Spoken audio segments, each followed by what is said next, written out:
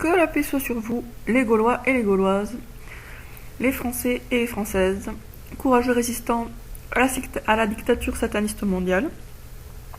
Je me suis dit que je n'allais plus parler de nouvel ordre mondial puisqu'il y a deux mots positifs dans l'expression, nouveau et ordre, c'est positif les deux, mais plutôt de dictature sataniste mondiale à partir de maintenant. J'essaierai de rester avec cette expression-là, qui est précise et qui vraiment désigne bien ce dont il s'agit, une dictature sataniste mondiale.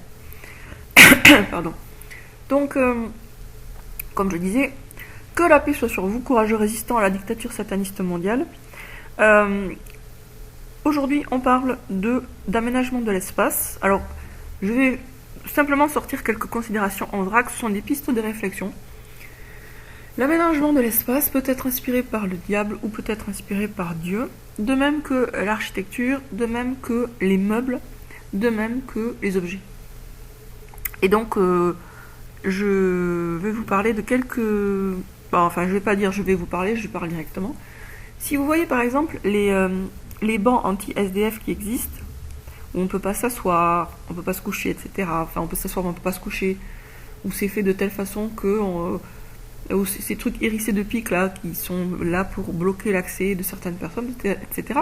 On a affaire à des meubles qui sont hostiles en fait.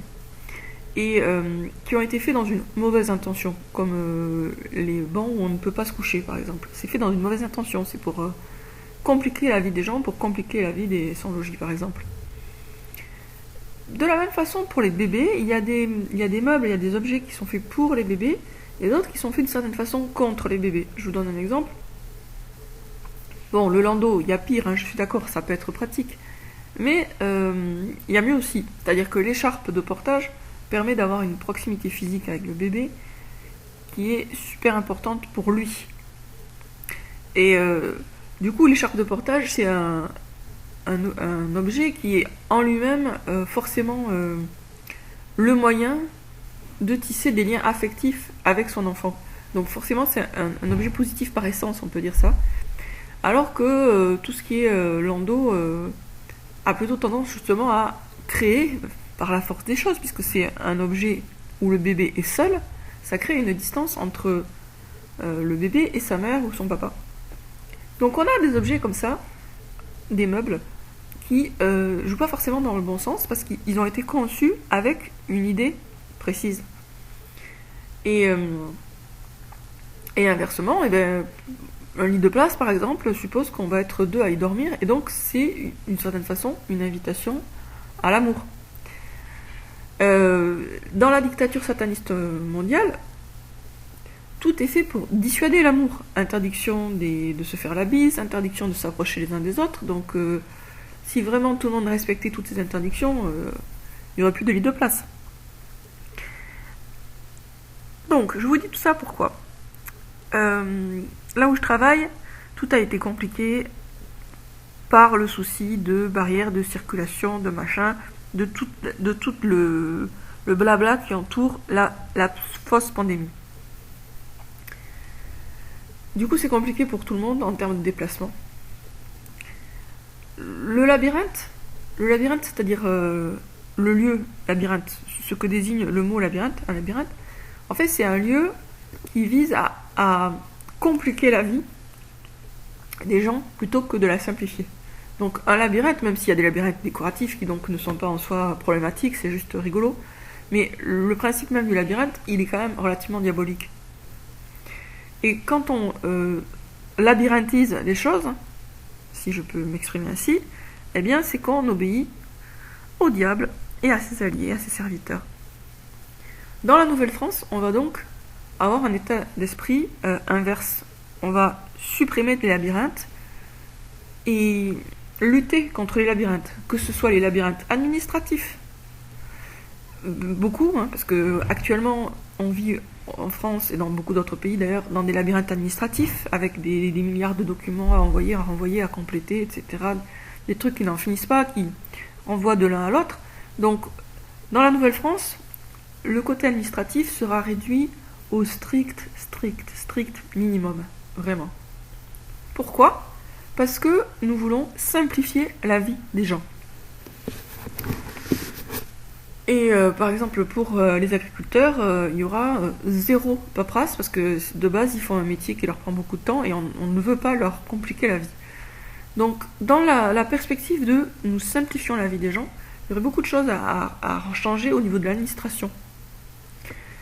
Ensuite, il y a des lieux toxiques. Ce sont les lieux souterrains sans fenêtre. Ça, c'est toxique par essence, parce que l'être humain, il a besoin de la lumière du jour pour vivre correctement. Donc, tout ce qui est métro, par définition, c'est des lieux diaboliques. Et d'ailleurs, pourquoi le métro a été creusé et construit? L'explication se trouve dans le livre Les protocoles des sages de Sion. C'était effectivement dans une mauvaise intention de base, puisque c'était pour que les sous-sols des grandes capitales soient fragilisés et qu'on puisse détruire ces capitales éventuellement en posant des explosifs dans les sous-sols des métros. C'était pas pour autre chose. Il n'y avait pas de bon but derrière le fait de creuser un système souterrain de communication. En effet, on aurait très bien pu faire un système de tramway à la place d'un système de métro et ça aurait été 1000 fois mieux.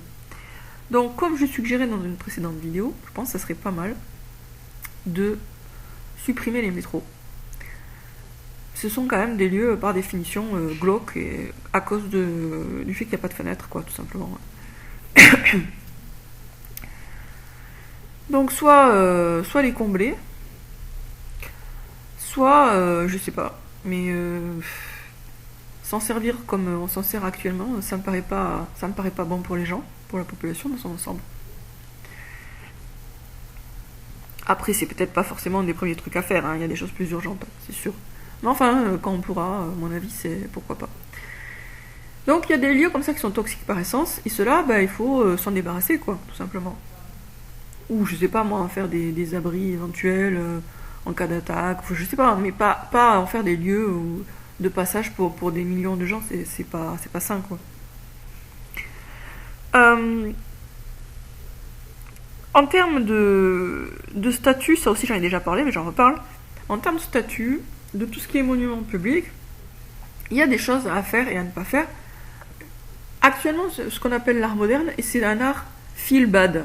On parle de romans feel good, de films feel good, pour des films ou des romans qui suscitent des sentiments positifs, d'espoir, de joie, de gaieté, d'enthousiasme, de tendresse, etc. Donc ça existe, la littérature et les films feel good, mais il y a aussi l'inverse qui existe, bien sûr, des livres et des films qui tirent vers le bas. Et l'art moderne, dans son ensemble, est plutôt feel bad. Si vous regardez un tableau, par exemple, de Picasso, style Guernica, non seulement c'est moche, mais ça met mal à l'aise. On se sent mal quand on voit ça. Et beaucoup de l'art moderne qui est mis en avant et qui se vend super cher, c'est de la peinture feel bad. Ça suscite des sentiments négatifs parce que à la fois c'est laid, et puis c'est pas simplement que c'est laid, c'est aussi que ça représente, je sais pas moi, des gens qui ont l'air dépressifs par exemple, ou des enfants maquillés comme des adultes. Enfin, il y a plein de trucs dégueulasses dans l'art moderne. Je dis l'art moderne, c'est pas une façon de critiquer tous les artistes vivants, parce que mais plutôt de souligner le fait que les satanistes étant au commandes, ils mettent en avant et ils prétendent accorder une grande valeur ou prétendent qu'on a affaire à des chefs-d'œuvre pour des œuvres qui sont feel bad. Voilà. Donc nous, bien sûr, dans la Nouvelle-France, on ne met en avant que des œuvres feel good. Ça veut dire concrètement que s'il y a une nouvelle statue, forcément, il faut que cette statue, elle suscite des sentiments positifs. Si vous regardez par exemple les monuments aux morts, il y en a certains. Un monument aux morts, c'est pas forcément négatif en termes de représentation. Ce qui est représenté n'est pas forcément quelque chose qui tire vers le bas, mais beaucoup si. Donc en fait, c'est pas juste une question de quelle est l'intention officielle de la statue, quel est son rôle à jouer, qu'est-ce qu'elle est censée par exemple commémorer, mais c'est vraiment des choix artistiques. Parce que pour un même sujet, entre guillemets, on peut avoir une représentation feel good ou une représentation feel bad. Donc dans la Nouvelle-France, il n'y aura que du feel good. Et pour rentrer dans cette considération, la feel good, feel bad, vous prenez par exemple le christianisme. Dans le christianisme, il y a beaucoup de représentations de Vierge à l'enfant, ben ça c'est feel good, parce qu'on voit une jolie jeune femme avec un mignon petit bébé dans ses bras. Donc c'est feel good, parce que ça suscite des sentiments positifs. Et puis on a aussi Jésus sur la croix, et ça c'est feel bad, parce que qu'est-ce qu'on voit? On voit un innocent qui se fait crucifier, qui se fait torturer.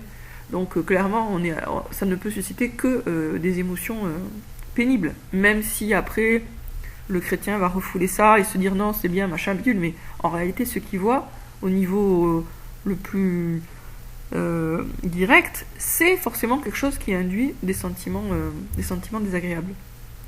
Donc nous dans la Nouvelle-France, on ne met en avant que de l'art feel good, on ne promeut que des meubles feel good, donc pas de meubles anti-SDF ou ceci ou cela dans les espaces publics. Dans les espaces publics, on essaie de créer des... Par exemple, je vous donne un exemple, là ça me vient à l'esprit, mais je pense que ça peut être une piste. Au lieu de mettre des bancs complètement rectilignes face au métro, bon, déjà il y aurait plus de métro, hein, mais enfin, on mettrait des bancs courbés. Donc les gens seraient encouragés à se parler les uns les autres, même s'ils attendent un transport en commun, pourquoi ne pas se parler?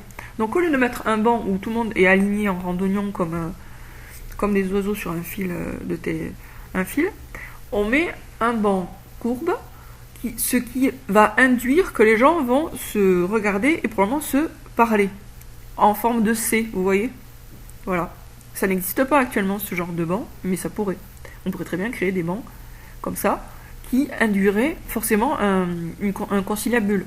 Après, les gens, ils se parlent ou ils se parlent pas, ça reste un choix. Mais enfin, ils seraient encouragés par les meubles. Pourquoi? Parce que dans la Nouvelle-France, nous, on cherche à tisser des liens entre les gens. Donc, tout est fait pour que